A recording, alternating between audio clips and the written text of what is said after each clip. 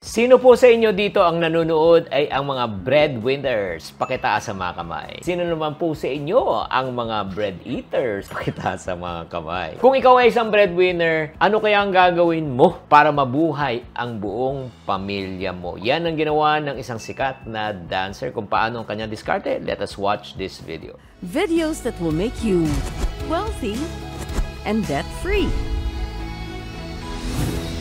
Hi there, this is Shinkitan, your pambansang wealth coach. Sa araw na ito, we are going to do a commentary video ulit from a former hashtag member na si Zeus Collins po. Ito po yung interview po ni OG Diaz. Maraming salamat, Mama OG. At the same time, kung gusto nyo mapanood yung buong interview nito, panoodin mo lang sa channel ni OG. Pero for now, I will just get part by part. Paano ba nagsimula Zeus Collins? Ano kaya ang pagsubok na kanyang dinaanan kung bakit siya humahataw at naging breadwinner? Let's watch.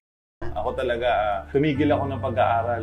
15 kasi first year high school yung natapos ko. Hindi ako nakatapos ng pag-aaral dahil siyempre sa hirap din ng buhay namin kasi hindi naman kami anak mayaman kung gano'n. So sa Pasay kami nakatira hanggang sa binenta yung bahay namin. Tapos lumipat kami ng Rizal. Pinag-aaral ako ng tita ko kasi hindi na rin kami mapag-aaral ng magulang ko. Hanggang sa naisip ko, 15 pa lang ako, tigil ko na to, sabi ko. Kasi gusto ko na makatulong sa pamilya ko kasi alam ko na yung nangyayari na nangungutang kami. Kumbaga, hindi na namin masustentuhan yung pagkain namin araw-araw. Kaya sabi ko sa sarili ko, gusto ko nang makatulong. Kaya tinigil ko yung pag-aaral ko. Nagtrabaho kaagad ako ng 15 years old. 15 years old? Anong trabaho ang pinasok? Sa Stargate yon, mga variety show na mga dancer. Kaya nga, yung unang trabaho ko sayaw hanggang ngayon, 2023, sayaw pa rin. As in, ayun din yung bumuhay din sa akin, sa pagkatao ko, sa pamilya ko, yung pagsasayaw ko. Kasi variety show yun, para mga Japanese club, like magko-comedy ka, magsasayaw. Ayun, yun pala ang kinabubuhay ni Zeus Collins, no? Na talagang nagsakripisyo siya para sa pamilya. 15 years old, nagbanat na siya ng buto at naging breadwinner siya ng pamilya. At yun nga, ang pagsasayaw, ang talento na ginamit po niya, no? Para siya ay kumita. So, likewise, no, I do believe para sa mga taong nakikinig at nanonood na nagsasabi, anong pwede kong pagkakitaan? Tanungin mo na lang sarili mo, ano bang alam mo? Saan ka ba magaling? You can use your talent and your skills to monetize. Yan ang ginawa po niya, di ba? Yung talent niya sa pagsasayaw, yan ang pinagkakakitaan niya. Baka may talent ka sa pagluluto, magluto ka. Baka may talent ka naman sa arts, di ba? Magpinta ka. Baka may talent ka naman sa graphics, design, sa pagsusulat. Gamitin mo yung talento mo. Pero yun nga, hindi rin naging madali ang kanyang pagsubok sa buhay, kung ano man mga challenges niya, bago nakamit ang tagumpay. Let us watch this. Nung nag-pandemic, nabanggit mo nga,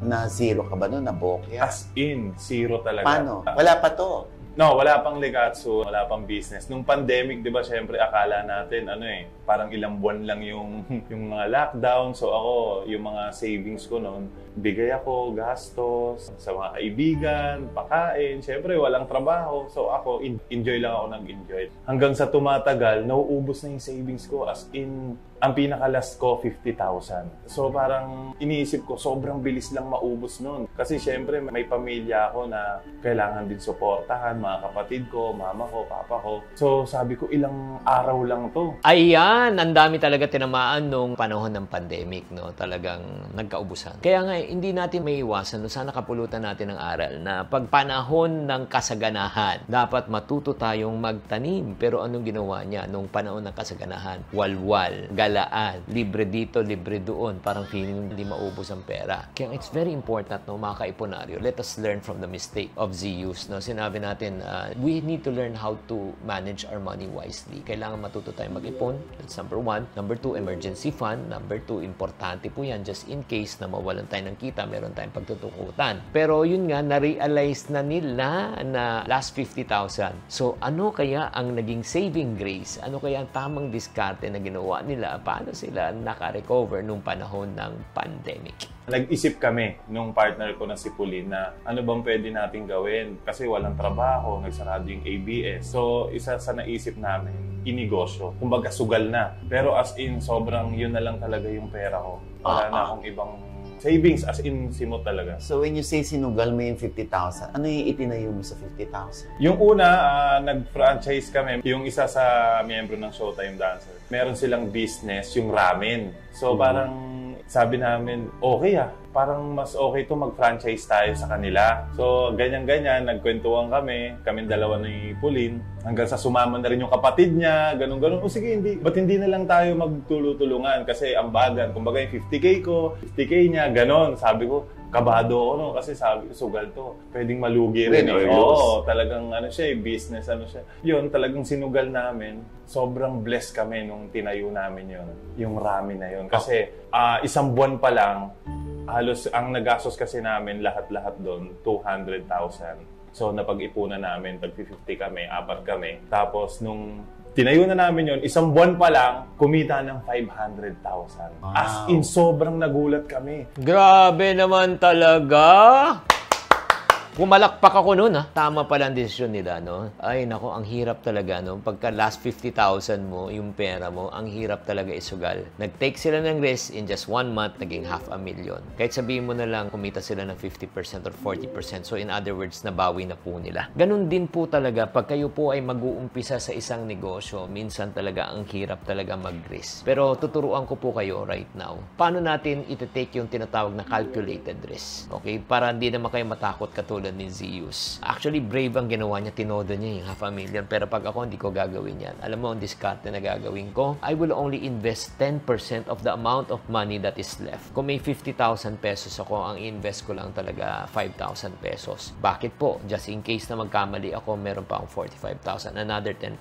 Magkamali ako, meron pa akong 5,000. Magkamali ako on the 4th attempt, may 5,000. On the 5th attempt, let's say kumita na siya. Ang good news, meron pa akong 25,000 na natitira. Pwedeng i-invest para ma-recover ko yung nawala kong 20,000. That is how you and I should think pag tayo po ay magta-take ng risk. Yung ginawa niya, risky yan talaga. Bakit kung naubos yung 500,000, wala na silang kakainin, mangungutang na talaga siya. Pero I do not advise that. That's an exception to the rule. And then from there, it didn't stop there. Nung kumikita na sila, since ito ay franchise nila, ano yung future plans nila? Ano ginawa nila? Yung ate ni Pauline, nakaisip na, ano kaya, magtayo tayo ng sarili nating negosyo. Sarili niyong pangalan. Oo, para at least, kung sa atin din magpa-franchise, gano'n. So ayun, nagtuloy-tuloy na siya. Tinayo na yung Lekatsu Manila. Okay, yung Lekatsu ay isang galing Lekatsu. Ito pa ang nakakatawa dyan. Yung Lekatsu, para kami nagsisearch kami. Sa amin, kami napag-usapan namin, mga katsu doon yan. Mga pork katsu, chicken katsu. So kami, parang nag-isip kami ng, ano bang magandang pangalan? Tapos sinearch namin yung home sa Japanese. Kumbaga translate. Parang, kala namin L, tapos E. So parang, okay to, Lekatsu. Parang katsu, ganyan-ganyan. Tapos, nag-shot-shot kami nun. So medyo may mga tama na, ganyan, gumawa na ng logo, ganyan-ganyan. Nung naano na namin yung mga papeles, lahat gagawin na, sinearch uli namin, hindi pala L yun. Ay pala yun. So, parang inano na lang namin na, wala na, ayan na nagawa na Ayun na lang yung kwento natin. Kasi tayo, magiinom, kasayahan, parang enjoy lang. Grabe, grabe, grabe. So yung pala, sa isang pagkakamali, ito ay naging maganda. Dito pala nag-umpisa ang kanilang negosyong Lekatsu. Yung parang katsudon ang gumagawa. Pero ang question niya, ano naging financial journey nito? Kumita ba o hindi? Sila na ngayon? Ngayon, 57 na. 57? Sobra, 2 years na yung Lekatsu Manila. Sobra kaming na-bless. Kasi, ayun nga, parang inaral muna namin ng 3 months pagkabukas nung sa amin sa Kings Point. Si Kuya Rap kasi, yung asawa nung kapatid ni Pauline, may experience na siya kung paano mag-manage ng fast food. So, parang napag-isipan namin, sige, try natin mag-open for franchise. Grabe naman talaga. Nakaka-amaze. Sa loob lang ng 2 taon, may 57 branches na iba't ibang lugar, no? Grabe talaga. If you're watching this, no, I want you to imagine kung anong magagawa sa loob ng 2 taon, di ba? From pandemic, walang-wala, 50,000, isinugal, tapos kumita, tapos nakapagtayo. Grabe. Yun nga yung kailangan natin maisipan, no? Sana, I hope, as you listening to this and watching this, pag kumita ka ng pera, wag mo munang ubusin. Wag mo munang ipang-enjoy. Pag kumita ang pera, ang goal mo sa pera, padamihin mo muna, palaguin mo muna, at pumitas ka sa bunga. Huwag mong gamitin ang binhi. Ang goal ng binhi ay itanim para dumami. At pag dumami na, at pag may bunga ka na galing sa binhi, yan na lang yung pangpitas mo. Diba? So, kung makikita mo sila na talagang right now, kaya nga hindi na siya siguro nag-showbiz, may 50 plus branches na siya. Diba? Pero bago tayo magpatuloy, babatiin ko lang si Rolando Pascua, si Maribel Sanchez, at saka si Sarondo family. matamis. Ang tanong, ano kaya ang mai-advise ngayon ni Zeus para sa mga taong gustong mag-umpisa ng kanilang sariling negosyo?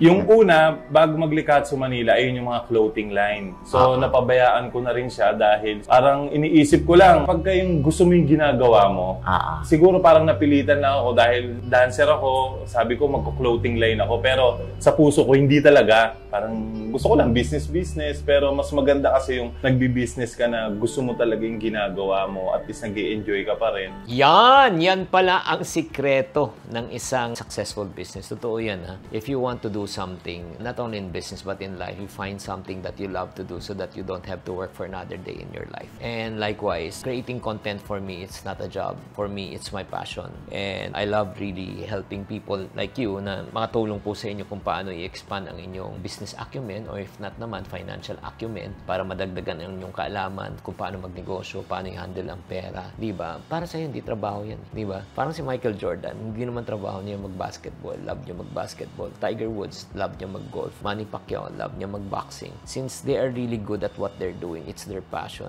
Ang good news, they're getting paid for what they're doing. Kaya nga mga friendship, I just want to encourage you, kung gusto nyo talagang maging successful sa buhay, find something that you love to do and turn your passion to become your monetization. Yan ang dapat natin gawin. Sana naman natuto kayo, nakaka-encourage talaga itong buhay ni Zeus Collins. No? Underrated tong taong to kasi nga, yun nga, hindi siya masyadong probably kilala as sikat as the other artists, but nevertheless, napakaganda ng storya. So I just want to encourage you, if you did learn something from this episode na ito, na-encourage po kayo, start your own business, huwag kayong matakot. Pero tatandaan na, sinabi ko sa inyo, never invest yung 100% of the money that you have. Invest only the amount of money you can afford to lose. I will start with 10%.